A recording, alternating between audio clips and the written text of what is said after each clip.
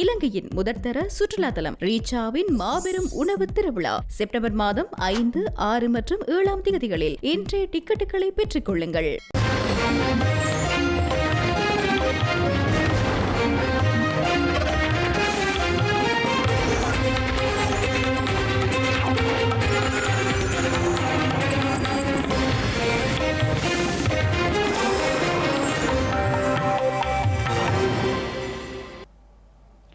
வணக்கம்.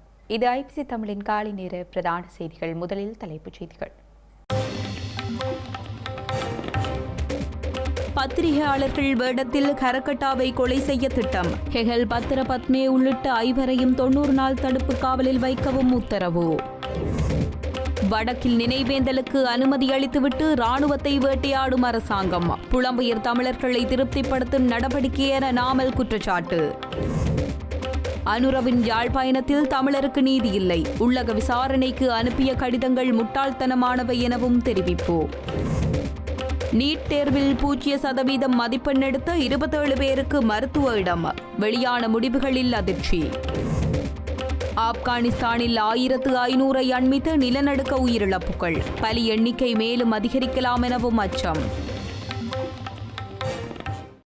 இனி விரிவான செய்திகள். இந்தோனேஷியாவின் ஜகார்த்தாவில் கைது செய்யப்பட்டு இலங்கைக்கு அழைத்து வரப்பட்ட பிரபல ஒழுங்கமைக்கப்பட்ட குற்ற கும்பலைச் சேர்ந்த 5 பேரையும் 90 நாட்கள் தடுப்பு காவலில் வைத்து விசாரிக்க அனுமதி வழங்கப்பட்டுள்ளது.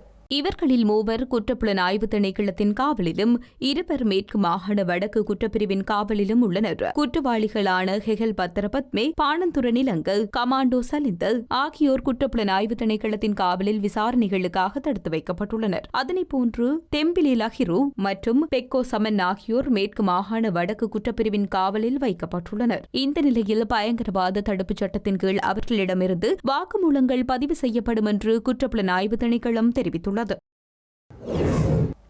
செம்மணி புதைகுழியில் பெரிய எலும்புக்கூட்டு தொகுதியின் தோள்பட்டைக்குடன் தொடுகையுற்றவாறு ஒப்பீட்டளவில் சிறிய எலும்புக்கூட்டு தொகுதி அடையாளம் காணப்பட்டுள்ளது. கடந்த நாட்களில் மேற்கொள்ளப்பட்ட அகழ்வு பணிகளின் போது 3 சந்தர்ப்பங்களில் ஒன்றன் மேல் ஒன்றாக 6 எலும்புக்கூட்டு தொகுதிகள் மீட்கப்பட்டுள்ள நிலையில் தற்போது மேலும் 2 எலும்புக்கூட்டு தொகுதிகள் ஒன்றுடன் ஒன்று தொடுகையுற்ற நிலையில் மீட்கப்பட்டுள்ளமை குறிப்பிடத்தக்கது. மனித புதைகுழியில் நேற்றைய தினம் மேலும் 4 மனித எலும்புக்கூடுகள் அடையாளம் காணப்பட்டுள்ளது. இதன் அடிப்படையில் இதுவரை 222 மனித எலும்புக்கூடுகள் அடையாளம் காணப்பட்டுள்ளதுடன் இதில் 206 மனித எலும்புக்கூடுகள் முழுவதுமாக அகழ்ந்தெடுக்கப்பட்டுள்ளது.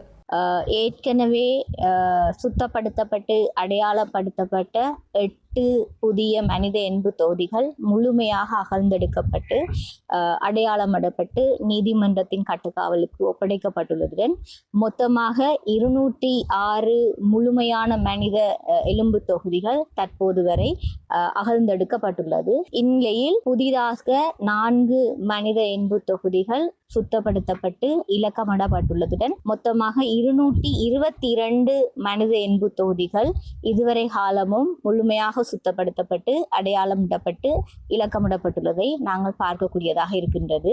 மேலும் தொடர்ந்து நாளை காலையும் இந்த அகழ்வு பணிகள் முழுமையாக நடைபெறும்.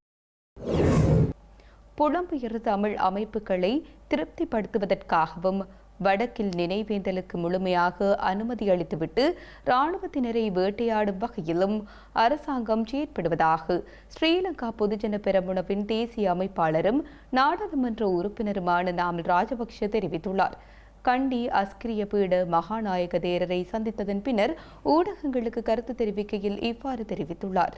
முன்னாள் கடற்படை தளபதி நிஷாந்த உலுகே தென்னவின் நிலைமை ராணுவ அதிகாரிகளுக்கும் போலீஸ் உத்தியோகத்தர்களுக்கும் காவல்துறை உத்தியோகத்தர்களுக்கும் எதிர்காலத்தில் ஏற்படலாம் எனவும் நாமல் ராஜபக்ஷ தெரிவித்துள்ளார். ராணுவத்தினரை பாதுகாப்பதற்கு நிபந்தனையற்ற வகையில் தாங்கள் செயற்படுவதாகவும் அவர் குறிப்பிட்டுள்ளார். இந்த அரசாங்கம் யுத்தத்தை முடிவுக்கு கொண்டு வந்து ராணுவத்தினரை பழிவாங்கும் வகையில் செயற்படுவதாக குறிப்பிட்டுள்ளார். புலம்பெயர் தமிழ் அமைப்புகளை திருப்திப்படுத்துவதற்காக ராணுவத்தினர் வேட்டையாடப்படுவதாகவும் சுட்டிக்காட்டியுள்ளார். ராணுவத்தினரை பாதுகாக்கும் எமது செயற்பாட்டிற்கு மகாநாயக தேரர்களின் ஒத்துழைப்பை முழுமையாக எதிர்பார்ப்பதாகவும் குறிப்பிட்டுள்ளார். ராணுவத்தினரை நெருக்கடிக்குள்ளாக்கும் செயற்பாடுகள் தற்போது தீவிரப்படுத்தப்பட்டுள்ள நிலையில் வடக்கில் நினைவேந்தலுக்கு முழுமையான அனுமதி வழங்கப்பட்டுள்ளதாக சுட்டிக்காட்டியுள்ளார். அவர்களுக்கு எதிராக எந்தவித நடவடிக்கைகளும் எடுக்கப்படவில்லை என அவர் மேலும் தெரிவித்துள்ளார்.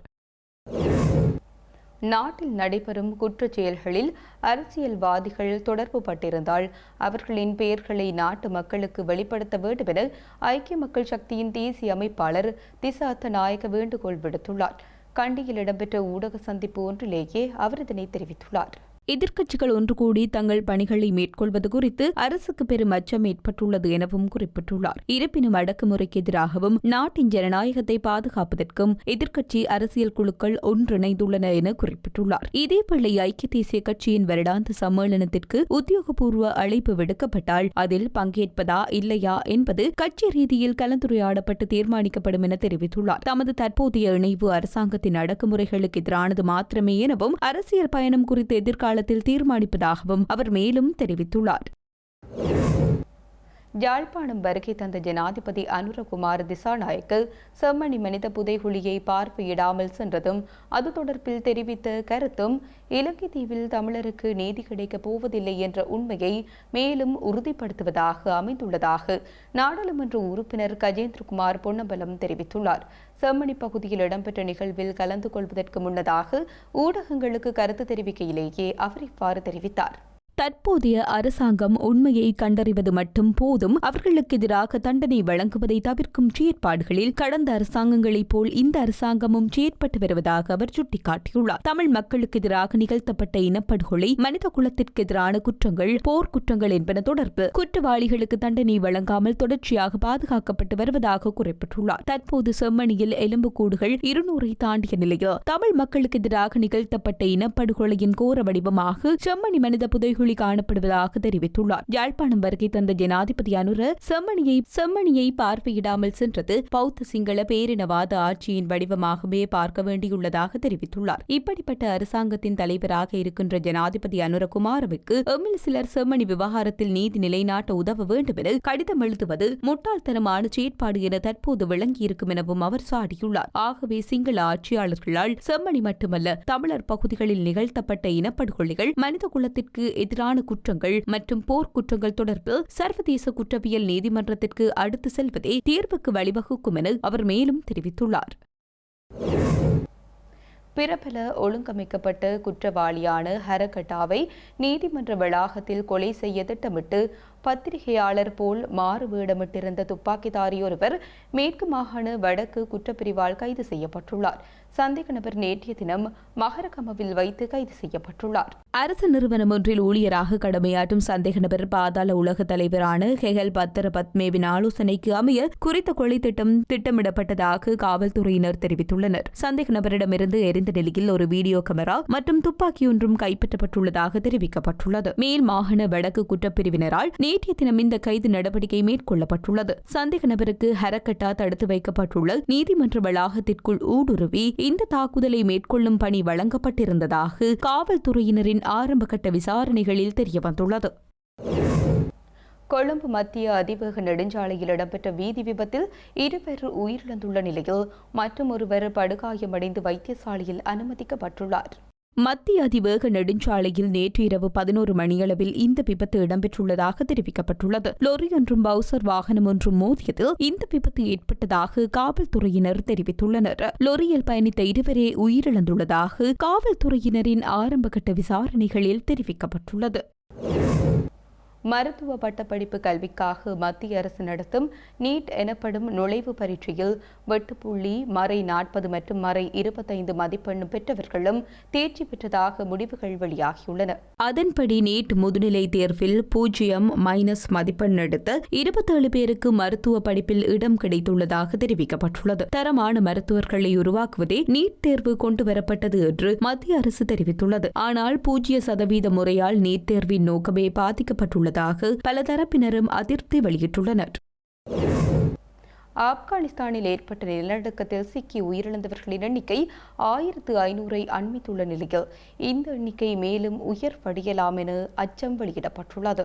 ஆப்கானிஸ்தானின் கிழக்கு பகுதியில் பதிவான நிலநடுக்கம் காரணமாக உயிரிழந்தோரின் எண்ணிக்கை 1411 அதிகரித்துள்ளது. குனார் மாகாணத்தில் சக்தி வாய்ந்த நிலநடுக்கம் பதிவானது. அதையடுத்து ஏற்பட்ட நிலநடுக்கம் டிக்டர் அளவுகோலில் 6 புள்ளியாக பதிவாகியிருந்தது. நங்கர்ஹார் மாகாணத்தில் நூலாலாபாத்தை மையமாக கொண்டு இந்த நிலநடுக்கம் ஏற்பட்டது. நிலநடுக்கம் காரணமாக வீடுகள் கட்டிடங்கள் இடிந்து சேதமடைந்தன. இரவு நேரத்தில் ஏற்பட்ட இந்த நிலநடுக்கத்தால் 800க்கும் மேற்பட்டவர்கள் மண்ணில் புதையுண்டு உயிரிழந்துள்ளதாக முதற்கட்ட தகவல்கள் வெளியானது. மேலும் பலர் காயமடைந்தனர். பலரது நிலைமை கவலைக்கிடமாக இருப்பதால் உயிரிழப்பு எண்ணிக்கை உயர்வடையலாம் என அதிகாரிகள் தெரிவித்துள்ளனர். இந்த நிலையில் ஆப்கானிஸ்தானில் ஏற்பட்ட மோசமான நிலநடுக்கத்தால் உயிரிழந்தோர் எண்ணிக்கை 1411 அதிகரித்துள்ளது. மேலும் 3000 பேர் காயமடைந்துள்ளதாக சர்வதேச ஊடகங்கள் செய்தி வெளியிட்டுள்ளன. பாகிஸ்தானில் நடத்தப்பட்ட 3 தனித்தனி குண்டு தாக்குதல்களில் குறைந்தது 22 பேர் உயிரிழந்துள்ளதாக சர்வதேச ஊடகங்கள் தெரிவிக்கின்றன. குறித்த தாக்குதலில் அரசியல் பேரணியொன்றை இலக்கு வைத்து நேற்றைய தினம் இடம்பெற்றுள்ளதாக தெரிவிக்கப்பட்டுள்ளது. குறித்த தாக்குதலில் 100க்கும் அதிகமானவர்கள் காயமடைந்துள்ளதுடன் காயமடைந்தவர்களில் குறைந்தது 7 பேர் ஆபத்தான நிலையில் இருப்பதாகவும் தெரிவிக்கப்பட்டுள்ளது. குறித்த 3 தனித்தனி குண்டு தாக்குதல் குறைந்தது 22 பேர் உயிரிழந்துள்ளதுடன் அவர்களில் 14 பேர் அரசியல் பேரணியில் கலந்து கொண்டவர்கள் என சர்வதேச ஊடகங்கள் தெரிவிக்கின்றன. குறித்த தாக்குதலில் தற்கொலை குண்டு தாக்குதலும் அடங்குவதாக தெரிவிக்கப்பட்டுள்ளது. பாகிஸ்தானின் எல்லை மாகாணங்களான பலுசிஸ்தான் மற்றும் ஹைபர் பக்துன்வாவில் இந்த குண்டு வெடிப்புகள் பதிவாகியுள்ளதாக சர்வதேச ஊடகங்கள் தெரிவிக்கின்றன. செய்திகளின் நிறைவாக மீண்டும் தலைப்புச் செய்திகள். பத்திரிகையாளர்கள் வேடத்தில் கரகட்டாவை கொலை செய்ய திட்டம். ஹெகல் பத்திர பத்மே உள்ளிட்ட 5 90 நாள் தடுப்பு காவலில் வைக்கவும் உத்தரவு. வடக்கில் நினைவேந்தலுக்கு அனுமதி அளித்துவிட்டு ராணுவத்தை வேட்டையாடும் அரசாங்கம். புலம்பெயர் தமிழர்களை திருப்திப்படுத்தும் நடவடிக்கை என நாமல் குற்றச்சாட்டு. அனுரவின் யாழ் பயணத்தில் தமிழருக்கு நீதி இல்லை. உள்ளக விசாரணைக்கு அனுப்பிய கடிதங்கள் முட்டாள்தனமானவை எனவும் தெரிவிப்பு. நீட் தேர்வில் 0% மதிப்பெண் எடுத்த 27 பேருக்கு மருத்துவ இடம். வெளியான முடிவுகளில் அதிர்ச்சி. ஆப்கானிஸ்தானில் 1500 அண்மித்த நிலநடுக்க உயிரிழப்புகள். பலி எண்ணிக்கை மேலும் அதிகரிக்கலாம் எனவும் அச்சம். இத்துடன் IBC தமிழின் காலை நேர பிரதான செய்திகள் நிறைவு பெற்றன. உடனுக்குடன் செய்திகளை அறிந்து கொள்ள ibctamil.com என்ற நமது இணையதளத்தை பார்வையிடுங்கள். வணக்கம்.